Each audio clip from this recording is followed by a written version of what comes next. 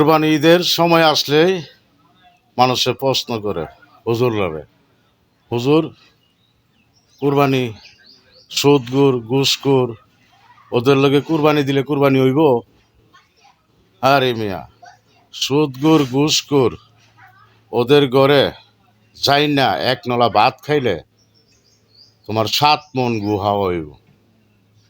এর থেকে বেশি মনে করো যে এই মৌলবীরা বলে যে নবীজি আপনি আমার মতো মানুষ, এর থেকে বেশি ওরা সুদগুর ঘুষ থেকে বেশি।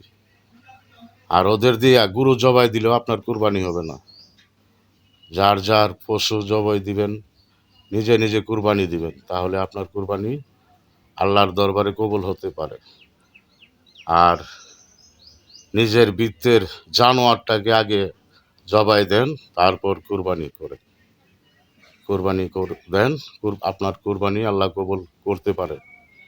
আর সুদখোর ঘুষখোর ওদের সাথে কুরবানি দেওয়া যে কথা, 7 মণ এক নলাতে 7 মণ গু হাওয়া একই কথা।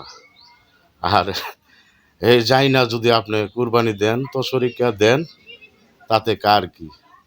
আপনার কুরবানি আল্লাহ কিছুতেই কবুল করবে না। তো যাই না বুঝা কুরবানি দেন।